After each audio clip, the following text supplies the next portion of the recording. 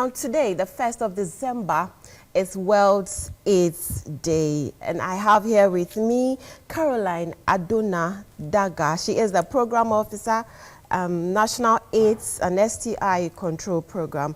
Now we're talking about World AIDS Day, 20 years of multi-sectoral HIV response, accelerating programs to end AIDS. Now, the theme for this year is HIV testing, treatment, adherence, stigma, and discrimination, and viral load monitoring. Now, let me quickly take this. Globally, 38.4 million people living with the HIV as at the end of 2021, and in Ghana, people living with HIV was 3,459,000 as at the end of 2021.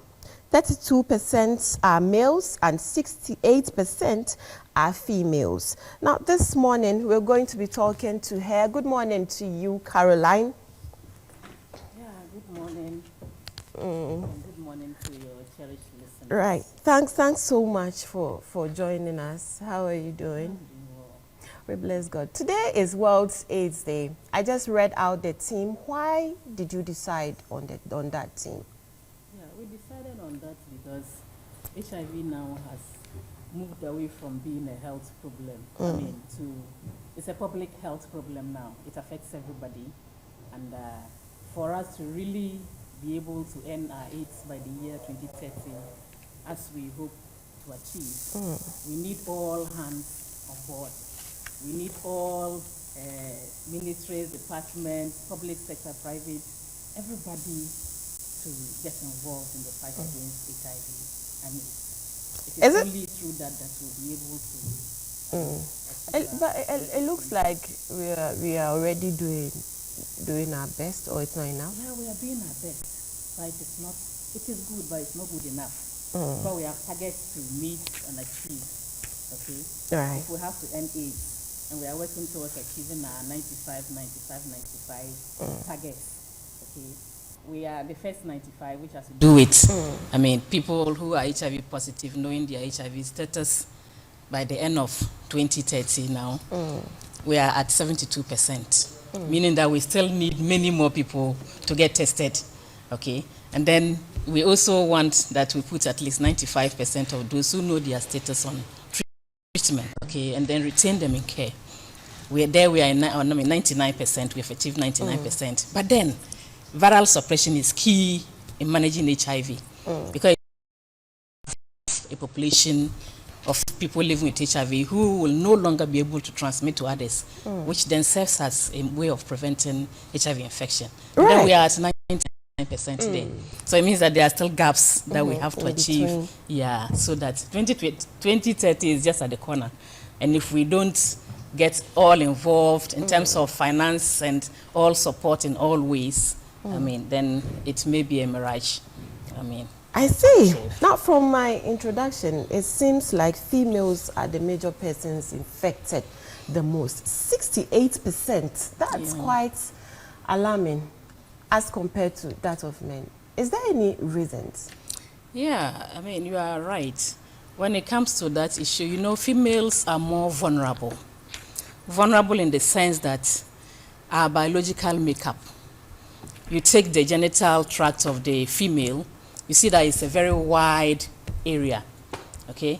And once the man and the woman, in the course of having sexual intercourse, the male ejaculates in, the trashing in and out, the likelihood of, any bruises and lesions and all that, and taking into consideration the surface area, the woman is more vulnerable, okay? And another problem or reason why it's so is that when women get other sexually transmitted infections, it becomes very difficult for them to identify. It takes a long time before the woman gets to know that she has an STI.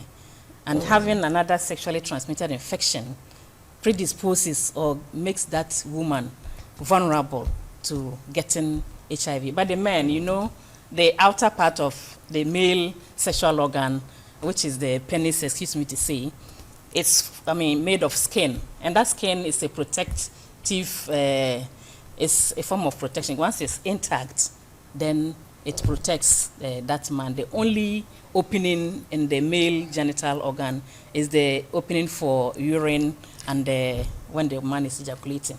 And so it makes them a little bit more safer than the women. And when a man gets a sexually transmitted infection, within 3 days, 1 week, he will start showing signs and symptoms because where the urine passes through is the same way that the infection, so the man easily feels it. Aside that, women are more vulnerable because most of the times we are unable to negotiate for safe sex.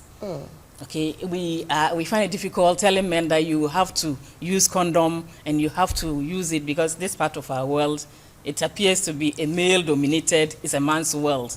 Yeah, and that ability of negotiating for protected and safe sex makes us vulnerable. Another thing is because the women mostly, they are always in the facility. When a woman gets pregnant, she goes to the health facility. Yeah. She's offered HIV testing and counseling. When a child is sick, it is the woman who goes. And so we meet many more of the women than the men. You know, the men, before they go, if you see a man in the facility, it means he's tried several things and it didn't work and now he goes. Yeah, but to say the least, even though the percentages are few, 32% for the males, and in comparison to that of the female, it is because we are not also testing many more men. But the few men that we are able to test, when you look at the prevalence comparatively with that of the women, you see that the prevalence is very high in the men, but they hardly come. And so it's left with all of us listening, and you, the media people, to help us talk to the men that please, please, please, HIV is still real. Your wife's status is not that of your status, because your wife can be positive and you can be, your wife can be negative and you can be positive. Okay, so visit any of the nearest health facility within your catchment area. Go for HIV testing. It is free of charge. Counselors are trained, and then you get to know your status. So the men, we encourage them to also go. Right. Would you agree with me if I say Ghana is lacking behind the communications on advocacy for HIV and AIDS? We do not get to hear from you until it's time for the occasion. Yeah, I will agree with you to some extent. Right. Extent in the sense that education is still going on. Most of the radio stations, invite us most of the time directly to the Ghana Youth Commission, and then most of the times we go to radio stations. National Youth Control Program too, we do go. But I must say it is not as it was. You know, previously, the airwaves you hear, if it's not on, it's not in, HIV is this and that, and everybody got to know. It stopped. Yeah, it did stop. So I think, was it early this year when it started rising, and then I started seeing ads and other stuff on TV. Yeah, and that is because, you see, we've realized that the younger generation coming up, they were not there to see those days what it was and hear a lot about it. And we realized that they are more afraid of getting pregnant than getting HIV, and they are getting infected. You get the adolescents and the young persons getting infected with HIV, and that is cause for alarm for us. And so we need, we realize that there's the need to revamp this.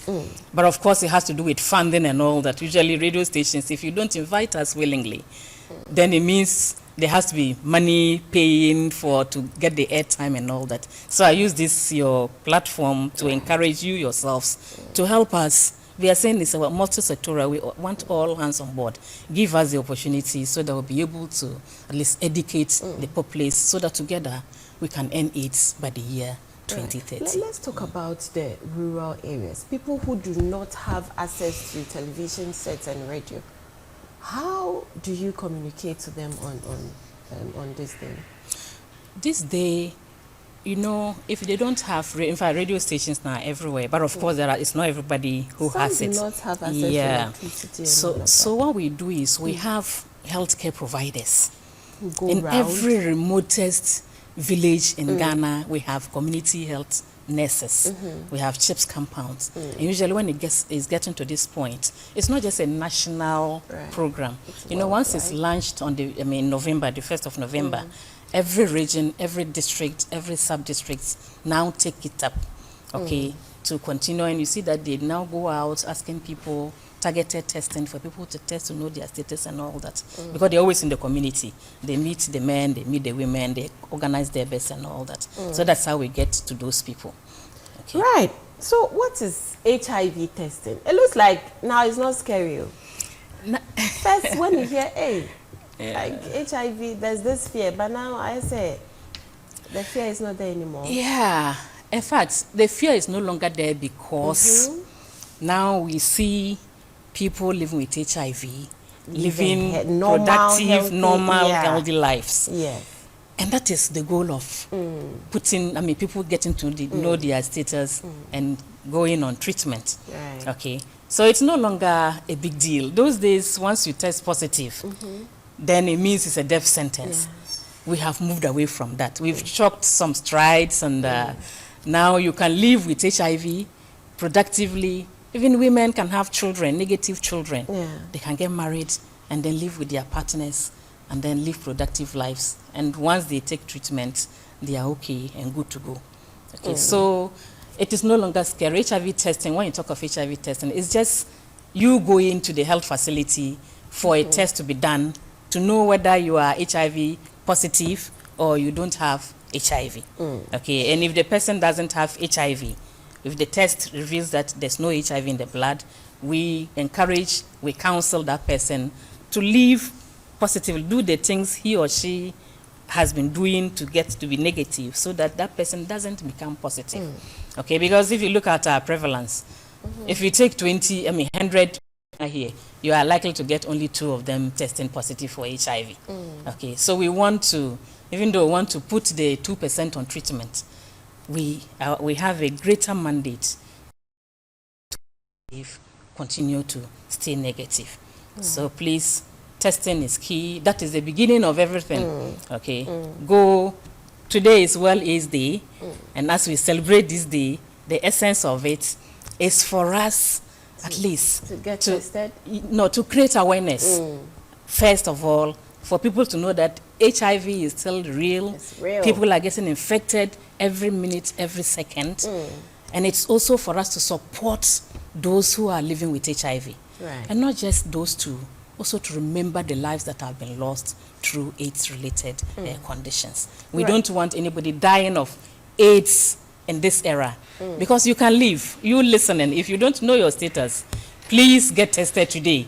Look for the nearest place, get in there, ask for an HIV test to be done. It is free, and the nurses will do it for you, and then you can take control of your life. Okay.